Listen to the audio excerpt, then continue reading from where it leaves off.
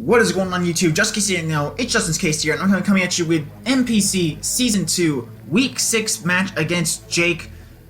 Unfortunately, the match I had recorded live is been corrupted, and I can't seem to get it to export under any circumstance possible. I've tried changing the file type a couple of times. I've tried taking out a lot of the editing I put into it. I've tried even exporting it raw, and it seems that the file is corrupted for some reason. I don't really understand why, which is really disappointing because, a little bit of spoiler, this was a really good battle, and I think the live com, this would have been a really good battle to have live com for, but unfortunately, the live com has been corrupted, and I can't do anything about it at this point. I've tried multiple times, and it's just not working. So we are going to go into this with post commentary. Livecom will hopefully be back next week without any more technical difficulties. I've tried a couple other files on other videos and they seem to be working just fine.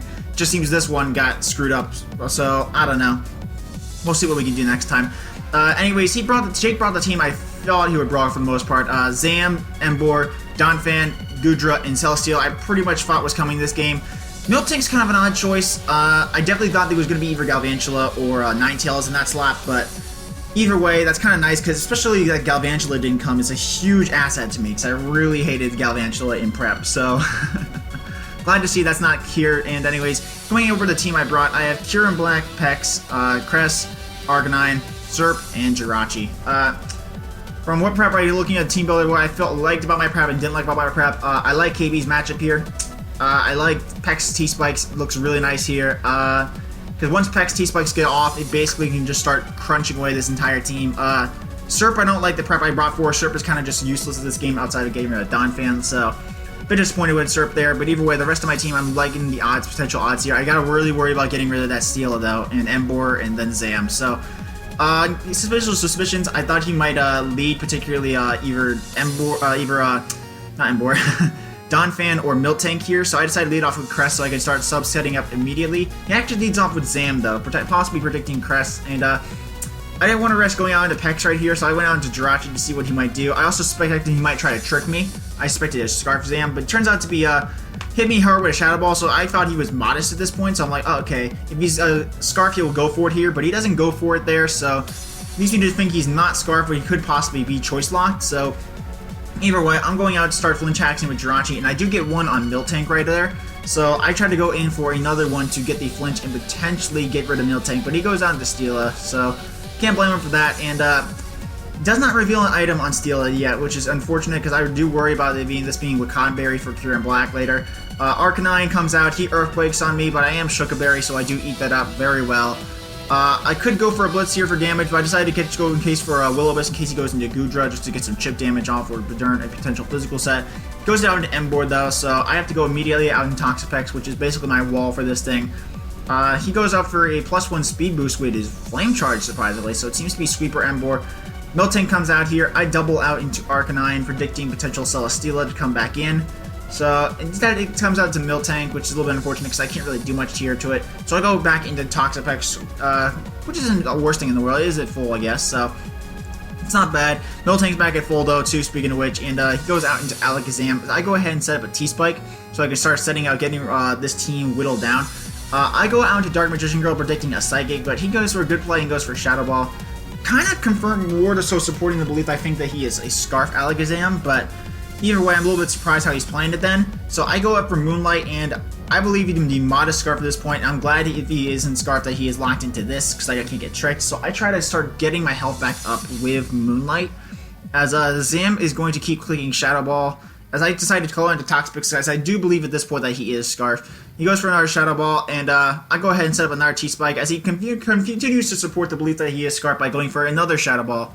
As I go ahead and set up another T-Spike, but then he busts out the Psychic, and that's when I'm like, oh, no, he's not Scarf anymore, so unfortunately, Pex goes down, and that goes my one switch into Embor gone really hard, which means I have to really rely hard on Arcanine for the rest of the game.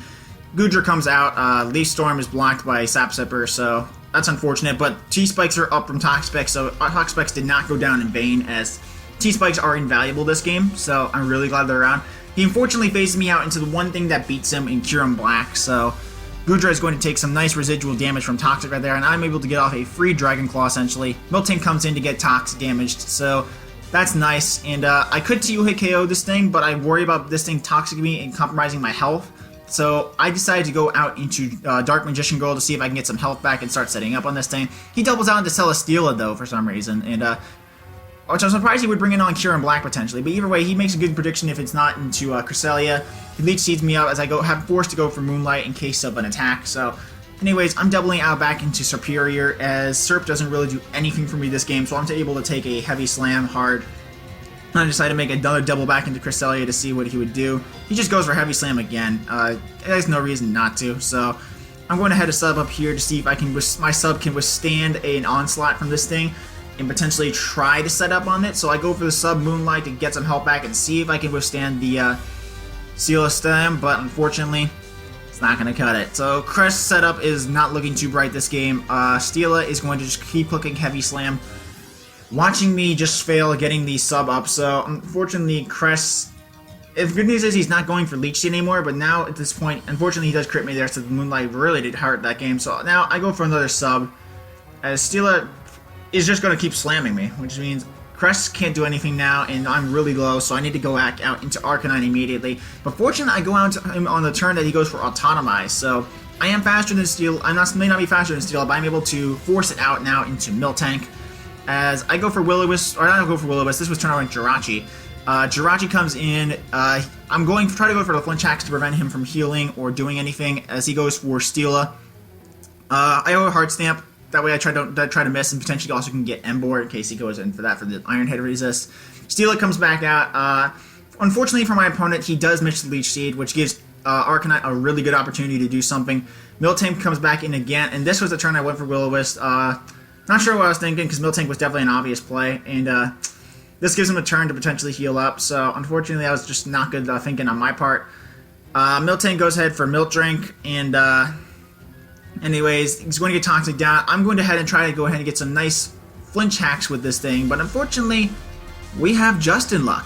And Justin Luck means anything that can happen will happen, and that means not getting the flinch. My luck sucks. Alright, anyway, so I go back into Crest now trying to get my health back up. As Zam comes in, the Toxic doesn't matter on Zam because Zam is Magic Guard, so it literally means nothing that Zam gets poisoned. So I go ahead and try to get my health back from this thing, and I also try to get a Psychic off to break any potential Focus Sash, because I know it's not Choice Scarf anymore, so I really am curious to see what kind of Zam this is. As he goes for Shadow Ball, Serp is the easy sack here, because Serp is completely useless this game outside of Donphan, and I have still other things to beat it.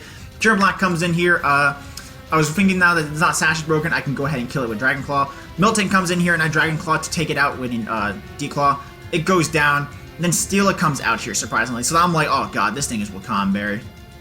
As I go for Gigavolt Havoc, because I have still no other play regardless, as Steela does go down. I'm going to take a moment to pause it here and explain apparently what happened. Apparently, Jake's Miltank's EVs got screwed up. I'm betting most likely that he might have accidentally clicked that button on Showdown where it says, like, the Swogun analysis says you should use this set, and with probably the Fizz Def set. Apparently he wanted to be like an offensive variant, and didn't want to bring, and apparently he, I don't know, it screwed him up for some reason. So, Seafondo is banded, and Steela is not going to withstand that because I am not banded, and Gigavolt will take him out without a Wakam Berry. So, that goes down there, which is nice for me. Emboar comes out here, and now I have to really play this game carefully. I have to go back out into Arcanine to get off the minus attack, to get off his some nice drops on him. So he goes for a Flame Charge, so now he's faster than me. So now I have to really just hope he doesn't crit me with Earthquake to potentially stay in this game. So it is now the game of avoiding crits now. So Arcanine, Morning Sun up, praying we don't get crit here. So now Emboar is going to start whittling away to Toxic. I have to go for Toxic Stall. It's scummy, but I gotta do it, because I really don't have another way through this Pokemon. Its Flame Charge up means it will outspeed me anyways on Kieran Black, and Crest doesn't withstand a Flare Blitz, so I have to stay in and click Morning Sun. Only way to win at this point in the game, so we're gonna keep staying in. He's gonna keep going down to Toxic Stall. Almost won Crest this turn, because I almost thought, yeah, like, you know what, let's go into Crest here, but I decided to stay in at the very end because I noticed that Jake was taking a while to think his turn, and that's when I got double thinking, like, oh, maybe he is going to flip Fair Blitz, that's what he's contemplating here. So I decided to switch moves at the last second to Morning Sun, and fortunately that would have helped me out very well. Goodra comes in, I go to Crest to tank a hit, but then busts out the Curse, and that's when I'm like, oh god. Oh god, this thing. So I go for Psychic because I'm like immediately got to start chipping this thing down. But I think he makes a misplay here. He goes for Rest, which was definitely way too early, honestly. He wastes his Chesto right there, which is just, I think was the wrong time to go for that move. He goes for another Curse, and I immediately have to go out to Kira Black to try to take out this thing. If I don't take out this thing immediately, I am screwed. Dragon Claw only does 70% to +2 defense. Goodra goes Dragon Tail. Fortunately for me, he does not have another Dragon move that can take me out in one hit, so that really saved my butt there as I go for a Burn to try to neuter this thing or force him into resting at this point. My goal is to force him into a rest and then hope he doesn't have Sleep Talk so that way Kira Black can start beating it with Dragon Claw and maybe even heal up potentially. So he does indeed go for rest this turn, which helps me out a lot. And I now have to go back out immediately into Kira Black to try to take this thing down. So he has his first turn of sleep. I have to go for Dragon Claw immediately because based off the damage, I won't be able to one-hit KO without a crit. So I had to Dragon Claw ASAP to get rid of this thing. Donphan comes in. Fortunately, I don't have an ice move to really neuter this thing. I also need my health back, which is the most important thing. So I wanted to see what I could do here. I whip it out of the Cresselia, dodge an Earthquake, because if he Earthquaked, I lost the game right there on Kia B. So unfortunately for me, he goes he makes the good play, goes for Knock, gets rid of Crest and Ice Shards. But I go back into Kira Black, and I'm just hoping that he'll go for Ice Shard, because I guarantee live an Ice Shard here. 100% guaranteed live it. I did the calcs, so I'm hoping he'll go for Ice Shard here over Earthquake, and he does, which gives me the chance to roost up with Kira Black. It's a high roll, actually, on Ice Shard. And get some health back up, which means now I am back in the game, because I can potentially live a Psychic against Alakazam now, because I thought he was like a modest Sash variant, and I lived modest modest unboosted Psychic guaranteed from this range. So I thought he was coming down to dodging a Focus Blast at this point. So it turns out as he goes for Psychic and almost kills me, that I take him out with a Dragon Claw.